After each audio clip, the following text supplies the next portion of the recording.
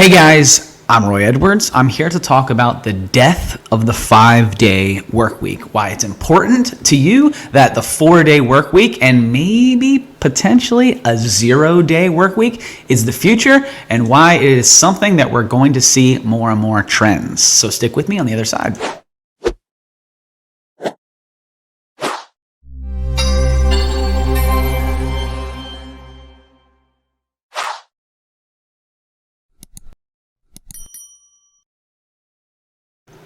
So, death to the 5-day work week. So first off, let's start this conversation with benefits, because benefits and remote work is kind of becoming more and more of a trend these days. So if we start out the conversation with talking about benefits and the history of benefits and why employers control benefits, maybe with this conversation will become a little bit easier. And you can't start the conversation of work benefits without starting with World War II. This might not really make much of a sense just by mentioning World War II, but a lot of the benefits that we see in our current economy and the current makeup of our businesses is built around retirement plans and health insurance and the ways of post-Great Depression. So retirement plans, they were the dominant employee benefit in the early 20th century, right up really until World War II. And so this was the driving force of how employers were able to attract employees, right? And so we were still in the recovery of the Great Depression, and we were weary of inflation. It kind of sounds familiar as to current times, right? And so in order to control wages and the price efforts and the curb inflation at home and do all these other things, then they started to look for adoption of employee benefits as a whole, as a way to combat wage increases. And so from this, private companies started to offer health plans and health insurance. And so prior to private individual health plans, that was pretty normal for the insurance industry, if health insurance was utilized at all. And so the private companies, they formulated some new non-wage benefits around supporting families and fostering a sense of security among its workers to say, hey, look, we'll take care of you if you stick with us, right? So that's kind of where our health plans come from and why they are tied to our employers, which it was a way for businesses to attract and retain employers, or employees rather. So if you look at where we've gone, that's almost 100 years, right? 90 years ago, whereas we saw this major shift in employee benefits and in attracting and retaining employees. Now, if you think about the current markets, inflation is up, which was one of the reasons why health insurance was implemented through the employers. If you look at people moving jobs right now, so here's a statistic, 60% of employees are leaving their jobs right now, whereas in the HR industry, they're calling this the Great Resignation. But there's more to it, really. It's because we have a retention policy, and it's not because of necessarily pay, which might be your first thought, that, oh, well, they're not getting pay enough, they're leaving for new jobs, right? So that might be part of the equation, but it's not the whole equation, because that's always been a part of the industry, is people jumping jobs. But what's more important right now is we are just leaving COVID. We're just leaving this pandemic over the last couple of years, and people have moved away. People have gotten used to this work from home or this work wherever, and they're not ready to leave it. In fact, the same study that said that 60% were leaving, 57% are leaving specifically for benefits. So how does this tie into that World War II discussion, and how does this tie into the future of work, right? How does this tie into the 5-day work week? So World War II brought on new benefits because of increased inflation and the inability to retain and attract talent.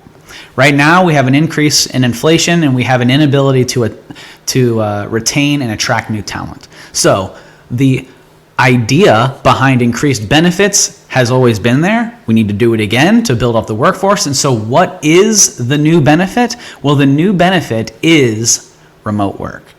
And so with remote work, there is also some other available opportunities there. And that's where you come into a very popular benefit that is starting to grow, which we do at Capital Presence, is called Summer Fridays.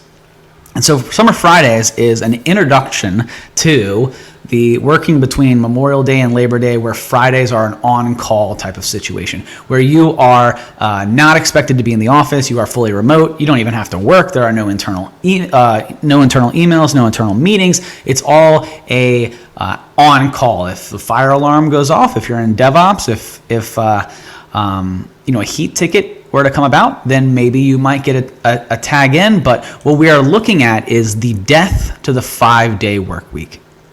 Because eventually that Summer Fridays is going to expand upon into the norm.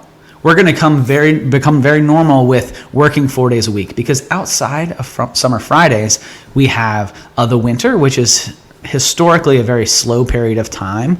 You have the holiday season, and then you have the beginning of the year, which the beginning of the year can be an increased purchasing time period as businesses are starting to look forward to their new year. But it is also historically a very planning time of the year, where businesses are more focused on internal processes, cleaning things up, and starting the year fresh. So really, the other two periods could become a 4-day work week. Relatively simple. We have just adopted the Summer Fridays simply because as a benefit to employees to help promote a healthy work-life balance. So what I would suggest, though, and where I think ultimately this is headed, is more than just the death of the 5-day work week, but death of the work week in general.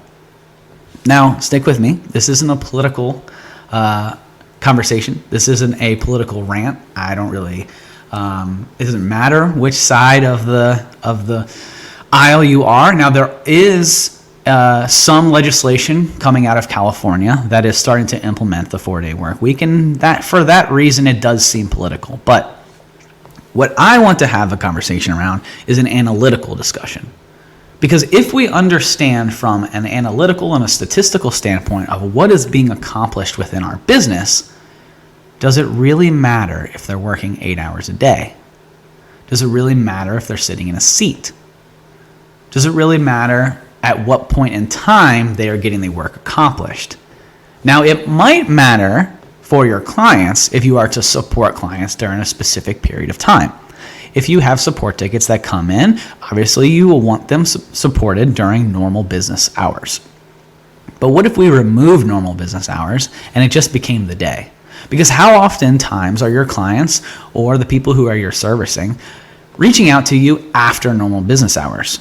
And that's kind of a headache for them to say, hey, I reached out at 6 o'clock, we close at 5 o'clock, now they have to wait for the next day. So you could argue that by sticking to traditional business hours of the 9 to 5, you are actually deservicing your product. And your customer service is not entirely there. So what if, strictly what if for now, what if we removed the 5-day work week altogether and our compensation and our work was based solely on production? Then we could work from home. We could work wherever. We could have our work-life balance, because if I wanted to go play golf in the middle of the day and still get my work accomplished for that day or sprint or week or 2-week period or quarter, what does it matter? And so this is where I think that we are going to see a trend in the way that businesses are attacking business intelligence and analytics. We will no longer care about quarters. We'll no longer care about years. Sure, those goals will still matter. They'll still be in place, but they won't be the driving metric. We're going to borrow from the agile methodologies and the DevOps methodologies of the tech industry, and we're going to implement it into every business out there. And what I mean by that is we're going to be having stand-up calls, because it doesn't matter where your employees are. We can still have a Teams call, which we've showed is possible over the last 2 years. So daily 15-minute check-ins with your team to identify any roadblocks, over-communicate with one another in the mornings will become part of the norm, not just in the tech industry. Additionally, we're going to see sprints utilized. And so all my developers out there, you guys are probably all very in tune with your sprints, what your sprint workload is. I'm sure your Scrum Master has everything laid out for you, and she is keeping you on the ball because she's doing a great job, right? That's how sprints work. It's a 2-week measurable period where I can take analytics using math to see how much my developers are working and if she is over capacity. So let's take a look here. If we know how much is over capacity, if we know the trends of how much you're getting done in a 2-week period, then we can project the next 2 weeks, 4 weeks, 6 weeks, year out. So if I know these analytics, if I know how much you should be doing, and I know how much you should be getting done, and I know what your burn rate is and what will burn you out, what does it matter if you're sitting in front of a computer for 8 hours a day? What I care about is those analytics. And if those analytics are getting accomplished, that becomes the next benefit. And the next benefit is freedom. Freedom from the cubicle, freedom from walls, freedom from 5 days, 9 to 5. Because all I care about is production. And if you're producing, then you're doing what the business needs. And if you're doing what the business needs, then increased benefits like remote work and reduction of work days can be possible. What do you think? Do you think the 5-day work week is going anywhere? I'd love to hear more. Hit me in the comments below if you think this is a real thing. I believe that this is the trend. It might not happen today. It might not happen tomorrow, but you're already seeing California start to introduce a potential 4-day work week. So what does that look like? I will say this is already possible. The technology and the business intelligence and the production tools and metrics already exist. Right now, it's going to become a matter of whether or not businesses, from an emotional human standpoint, can get over the fact of physically seeing their employees. That's the biggest hurdle. Now, I know what you might be saying. You might be saying, my employees prefer to come to the office. They're more productive at the office.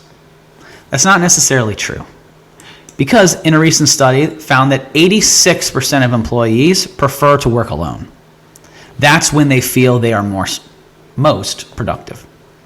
So if 86% of employees prefer to work alone and feel like they are most productive when they are by themselves, what does that say to your open concept floor plan? What does that say to your shared office spaces?